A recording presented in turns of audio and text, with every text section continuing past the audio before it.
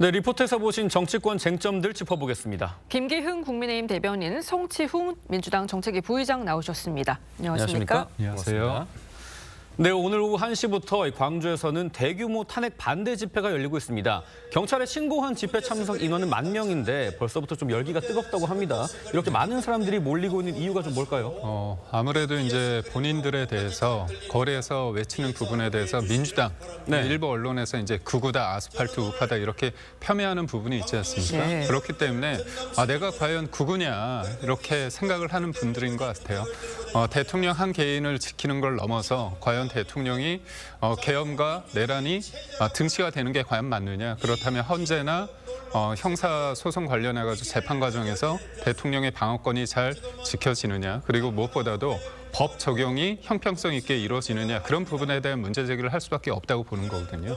근데 아무래도 부산과 대구에 이어서 이번에 광주인데 이 광주에 사람들이 또 많이 모인 이유는 뭐냐면 대한민국은 어디서든 집회를 할 수 있는 자유가 있지 않습니까? 그렇죠. 근데 이제 강기정 광주시장께서 오지 마라. 국어가 어떻게 감히 광주에 오느냐 이런 어떤 뉘앙스로 굉장히 크게 반대하지 않았습니까? 예. 그런 측면에 있었을 때 지난주 그 동대구역 시각적으로 부감샷이라고 하죠. 예. 굉장히 많은 인파가 모였습니다. 그래서 국민의힘 보수의 어떤 지지자뿐만이 아니라 진보 쪽 민주당 지지자들도 많이 놀랬을 겁니다. 그런 차원에서 봤을 때 이번에도 우리의 어떤 열망, 우리의 어떤 주장을 관철시키기 위해서 광주에 모인 게 아닌가 그런 생각을 합니다. 네, 말씀하신 것처럼 이 탄핵 반대 집회는 강기정 광주시장이 5.18 민주광장 집회를 허락하지 않으면서 금남로에서 집회를 진행하게 된 건데요.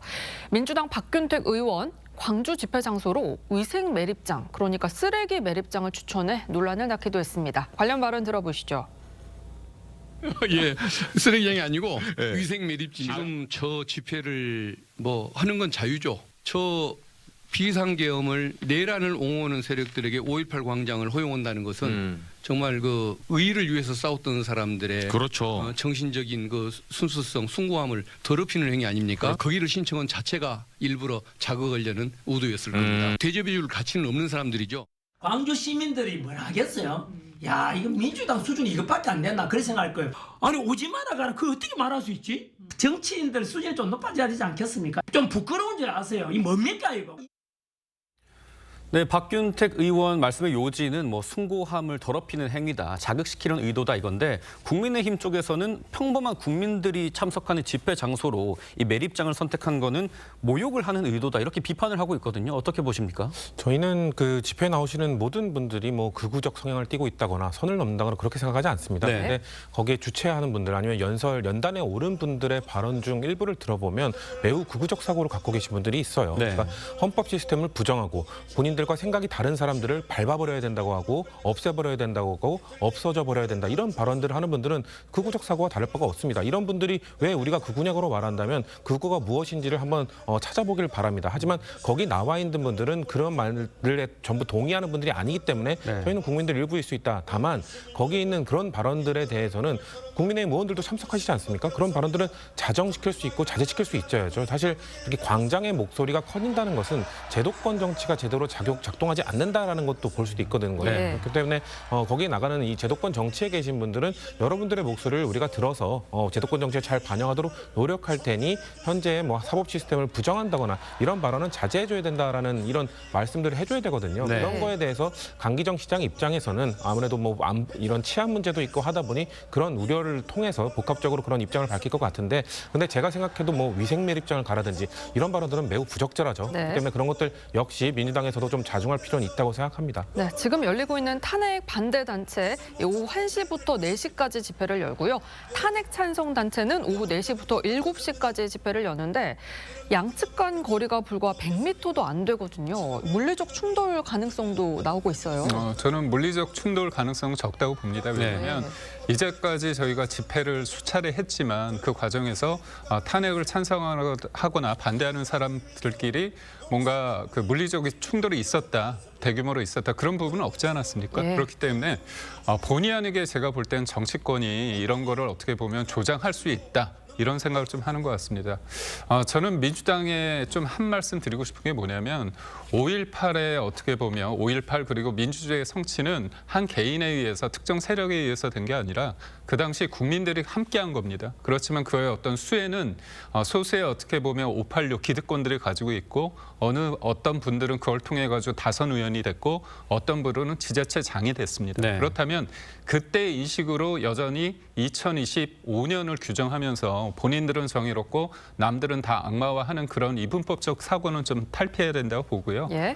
결국은 여전히 본인들은 절대선이기 때문에 본인들의 어떤 주장에 대해서 반대하면 이견을 표출하면 여튼 극우다 이런 생각을 하는 것 같아요. 근데 저는 기득권이라고 하는 사람들 본인들이 어느새 기득권이 됐거든요. 그러니까 20, 30대가 왜 이 부분에 대해서 문제 제기를 하느냐. 네. 결국은 40, 50대가 기득권이라고 생각하는 겁니다. 예. 그래서 남을 탓하기 전에 지금 전환길 선생님도 강조하는 게 뭐냐면 SNS 검열, 그다음에 유튜브 검열, 그다음에 여론조사 관련해서 뭐 소위 입틀막하는 지금의 검열과 통제, 이 공포 정치에 대해서 민주당은 지금 이거에 대해서 어떻게 생각하느냐 이 근본적인 질문을 하고 있거든요. 그렇기 때문에 이에 대한 답변부터 하시는 네. 게 저는 순서라고 봅니다. 말씀하신 것처럼 한국사 강사들의 등판, 이 이견도 눈에 띄는데 탄핵을 반대하면서 목소리를 높여온 한국사 강사 전한길 씨 집회에 참석할 예정입니다. 그런데 또 다른 한국사 강사 황현필 씨가 이건 선을 넘었다 이러면서 맞불 집회를 예고했습니다. 내용 들어보시죠. 광주 시민들까지 전라도 도민들까지 모두가 동참한다면 그래서 대한민국을 살리자라는 그 마음으로 하나 된다면 윤석열 대통령을 다시 직무 복귀시켜서 대한민국을 살리자라는 열망은 한다라는 것을 직접 보여주십시오. 아마 이번에 광주에 내려오는 비상계엄을 옹호하는 내란 동조 세력은 두고두고 자손들이 천벌받을 거다. 광주로 저도 달려가서 광주 시민들과 함께 하겠습니다.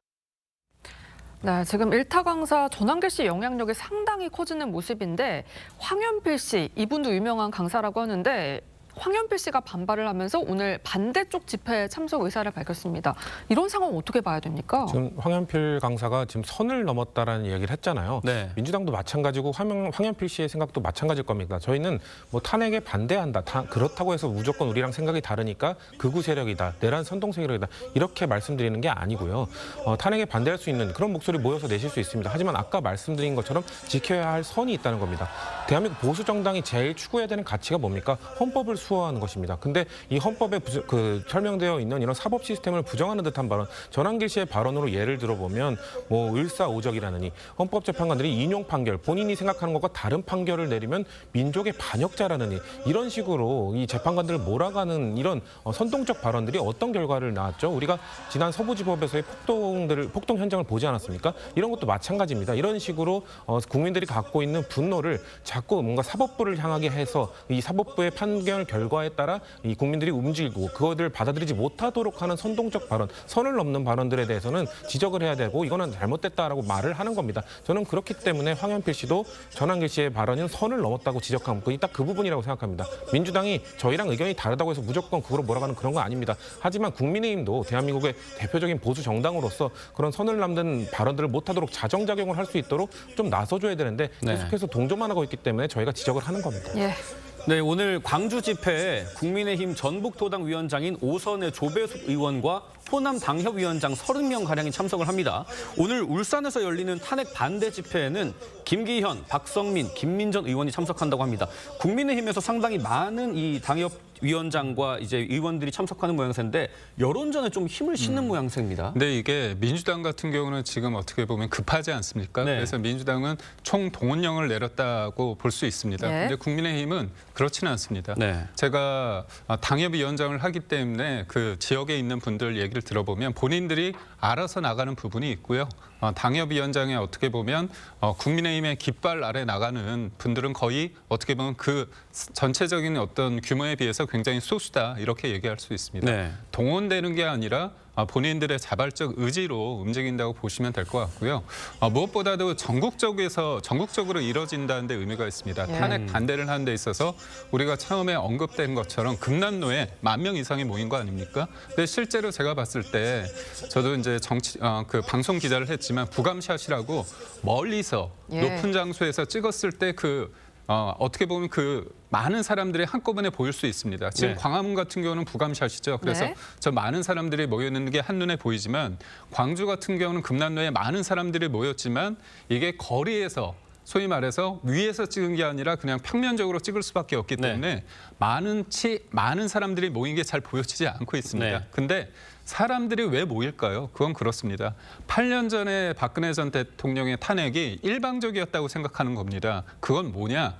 광장을 우리가 지키지 못했다. 단순히 이게 수적 의미가 아니라 이 광장에서의 함성이 뭔가 지지율한테 연결이 되고 그게 대통령의 어떤 탄핵 과정에 있어서 법적 절차적 정당성이 제대로 적용되는지 여부가 굉장히 네. 중요하기 때문에 절실함을 가지고 나오는 분들이 많습니다. 네. 지금 광주 집회 10,000명이 모였다고 하셨는데 경찰 신고 인원이 아직 집계가 안 되기 네, 때문에 맞습니다. 그 부분 짚어드리겠습니다. 네, 오늘 민주당도 광주 탄핵 찬성 집회에 민영배, 양부남 같은 이런 광주 현역 의원들이 참석할 예정인데요.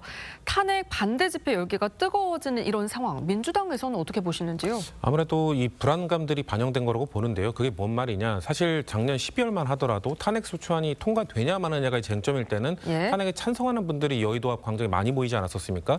그 이후에는 이제 통계단 이후에는 이제 탄핵에 찬성하는 분들 입장에서는 이제 헌법재판소의 시간이 시작되었고 예. 변론기일의 내용들을 보니 우리가 이렇게 불안감을 느끼진 않는다라는 생각에 이렇게 광장까지 나오진 않는 거거든요. 근데 이제 보수 지지층에서는 이제 탄핵 소추안이 통과됐고 이 변론기일이 진행되는 과정을 보면서 본인들이 생각하고 있는 탄핵에 반대하는 마음들 이런 불안감들이 복합적으로 발현돼서 이제 광장으로 나오시는 분들이 많다고 생각됩니다.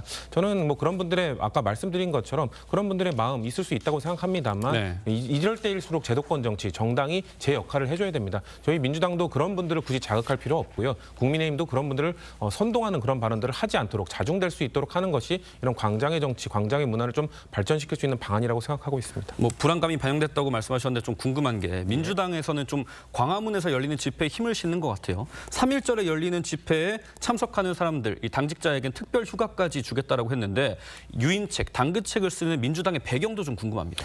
아무래도 그렇습니다. 이제 보수 진영에서 나오는 분들이 단순히 불안감도 있겠지만 네. 헌법재판소가 결국 헌법과 법률의 위반 그리고 여론을 좀 보거든요. 그렇기 때문에 여론을 단순히 뭐 여론조사 지표로 보는 것도 아니고 광장에 나온 분들의 숫자로 카운팅해서 보는 것도 아니지만 그래도 탄핵에 찬성하는 분들의 마음도 좀 이렇게 발현될 수 있도록 당이 좀 앞장서야 되는 것 아니냐라는 이런 시민사회 목소리도 있고 네. 당이 너무 탄핵 소추안 통과 이후에는 광장의 목소리를 담아내는데 역할을 안 하고 있지 않느냐라는 네. 시민사회 비판 이런 것들을 좀 다 감안해서 그럼 당직자들이 좀 나설 수 있도록 이런 당근책도 줘야겠다라는 지도부의 판단이 있었던 것 같습니다.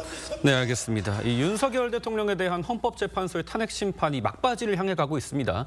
사실관계를 더 따져봐야 하는 것 아니냐 이런 지적이 나옵니다. 변론을 통해 새롭게 밝혀진 게 뭔지, 어떤 게 계속 논란인지, 앞으로 더 드러날 건 없는지 이재준 기자가 정리했습니다. 윤석열 대통령 탄핵 심판에 나온 증인 14명 중 일부는 핵심 쟁점에 대해 다른 증언을 했습니다. 정치인 체포 지시를 두고 홍장원 전 국정원 1차장은 윤 대통령 지시가 있었다고 했지만 조태용 국정원장은 거짓이라고 했습니다. 아주 구체적으로 설명을 했는데 그 내용의 뼈대가 사실과 다른 겁니다. 국회의원을 끌어내란 지시가 있었는지에 대해서도 말이 엇갈렸습니다. 김용현 전 장관은 국회의원이 아닌 요원을 끌어내란 취지였다고 했습니다. 요원을 빼내라고 한 것을 김병주 국회의원이 의원들 빼내라는 것을 통과시킨 것이죠. 네, 그렇습니다. 하지만 곽종근 전 특전사령관은 의원으로 받아들였다고 했습니다. 전 당연히 그게 국회의원이라고 생각을 하고 그렇게 이해했습니다. 이진우 수방사령관은 답변을 거부했지만 조성현 수방사 경비단장은 지시를 받았다고 했습니다. 더 이상 답변 드리지 않겠습니다. 국회 내에 인원들을 끌어내는 임무를 부여받은 것 같다라고. 헌재가 검찰 조서와 달라진 증언들을 어떻게 판단하느냐가 탄핵 심판의 향방을 가릴 것으로 보입니다. TV조선 이재중입니다. 네, 보신 것처럼 핵심 증인들의 증언이 다소 엇갈리고 있는데 헌재가 20일에는 윤 대통령 측에서 신청을 한 한덕수 전 총리, 홍장원 전 국정원 차장, 조지우 경찰청장 같은 3명을 증인으로 부르거든요. 근데 앞서 한덕수 총리 같은 경우에는 나흘 전에 기각을 했었잖아요. 네. 이렇게 다소 갈팡질팡하는 모습을 보이는 이유가 뭐라고 보시는지요? 그럼 우선적으로 우리가 뭐 취재를 할 때 어떤 사람과 얘기할 때 보면 내가 몇 개 질문을 할게 이렇게 하지 않지 않습니까? 예. 그렇죠. 그러니까 하다 보면 더 의혹이 풀리지 않으면 재질문을 할 수도 있고 그런 게 있습니다. 근데 헌재가 처음부터 시작할 때 기일을 5일 기일을 지정하고요. 그리고 3일 기일을 지정했습니다. 근데 헌재법은 형사소송법에 준용하게 돼 있습니다. 그래서 기일을 일괄적으로 지정할 때는 변호인 측과 협의를 해야 돼요. 그거 지키지 않았습니다. 예. 그런데 8기일을 하는 동안 국민들이 볼 때 홍장원 전 1차장의 진술과 그다음에 곽정근 전 사령관의 진술이 계속 바뀌고 있어요. 예. 도끼 같은 거 얘기를 했는데 뭐 우스갯소리로 금도끼냐 은도끼냐 알고 보니까 쇠도끼도 아니고 도끼 자체가 없었습니다. 그리고 또 메모 같은 경우도 본인이 작성을 했는데 그건 또 버리고 제3자 보좌관을 통해서 메모가 하나 있다고 하는데 알고 보니까 메모가 총 4장입니다. 네. 이런 결정적인 어떤 증거가 된 그러니까 메모는 일정 부분 살생부라고 할 수 있을 만큼 계엄이 내란으로 곧 됐을 때 등치될 때 굉장히 결정적인 어떤 증거라고 할 수 있는 트리거가 될 수 있는 굉장히 좋은 스모킹 건이라고 네. 민주당에서 그렇게 얘기한 것들이 탄핵되고 있는 상황 아닙니까? 그렇다면 당연히 다시 부르는 게 맞는 겁니다. 근데 그런 부분에 대해서 국민들이 거리에서 이렇게 외치지 않고 언론에서 지적하지 않고 국민의힘이 문제 제기하지 않았으면 기일을 추가 지정했을까요? 그러니까 이게 봤을 때 그렇다면 대통령의 정당한 방어권 보장과 그날의 진실을 국민들이 납득이 되느냐 이 부분에서 답답함이 있는 겁니다. 예. 그렇기 때문에 저는 왜 헌재가 이렇게 답을 정해 놓은 것처럼 네. 사실상 대통령의 어떤 반론에 대해서 뭐 이틀 막 하는 것처럼 이렇게까지 진행하는 게 과연 맞을까? 네. 그렇기 때문에 뒤늦게나마 추가 기일을 지정한 거는 맞지만 이 과정에서 저는 뭐 추가 지정했기 때문에 앞으로 없다 이렇게 얘기하는 것도 어불성설이라고. 그런데 지금 윤 대통령 측에서는 20일은 윤 대통령 내란 혐의의 첫 공판 준비 기일과 겹쳐서 출석이 어렵다 이렇게 헌재에 기일 변경을 요청하는 신청서를 냈거든요. 헌재에서 이걸 좀 받아들일까요? 저는 이건 받아들일 가능성이 있다고 생각하고 네. 예. 받아들여 줘야 되지 않을까라는 생각도 있습니다. 네. 왜냐하면 지금 윤석열 대통령 측에서 계속해서 뭔가 본인들의 재판이 불공정하게 이루어졌다라는 주장을 하고 있기 때문에 네. 행여 이런 것들을 그냥 동시에 진행해도 된다고 판단했을 경우 또 그 헌재가 그런 공격을 받을 수도 있거든요. 그래서 예. 어차피 하루 정도, 그러니까 아마 다음 주 화요일로 넘기게 되겠죠. 이 10차 공판 그 변론 기회를요. 그 정도의 그 일정 변경 정도는 저는 해주는 것도 가능하다고 생각하고 다만 아까 말씀하셨던 뭐 홍장원 전 차장, 곽정근 전 사령관의 발언이 바뀌었다라는 말에는 저는 동의할 수 없고요. 그분들의 발언은 단어의 문제 아니면 뭐 시분 분초의 문제 이런 것들은 약간의 변경이 있을 수 있어도 결국 답변이 바뀐 것들, 답변을 갑자기 하지 않은 사람들은 네. 이진호 전 사령관이나 여인영 전 방첩사령관이지 이 두 분의 발언은 바뀌지 않았다는 말씀을 드리고 싶습니다. 지금 국민의힘에서 곽종근 전 특전사령관 증언에 대해서 뭐 야당이 회유했다 이런 의혹을 제기하고 있지 않습니까? 성일종 국방위원장도 이 민주당 박범계 의원이 곽종근 전 사령관을 찾아가서 회유를 했다. 곽 전 사령관은 이 부승찬 의원 소개로 변호인 한 명을 만났는데 뭐 선임계도 제출하지 않았다 이렇게 반박을 하고 있는데 곽종근 사령관의 증언에 대해서 민주당이 회유를 했다 아니다. 좀 어떻게 봐야 될까요?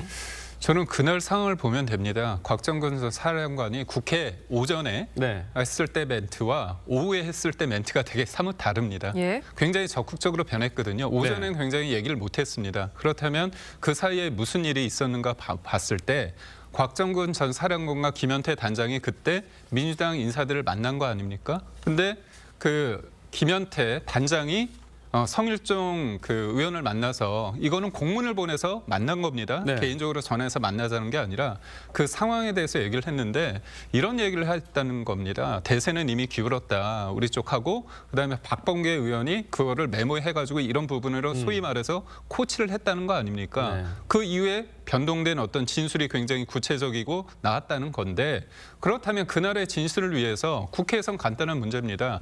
여야가 증인으로서 같이 합의를 했거든요. 그래서 나오게 하자 했는데 민주당이 나오지 못하게 했습니까? 왜 그렇습니까? 그날의 진실에 대해서 본인들은 언급되는 게 싫은 겁니다. 그건 간단한 문제죠.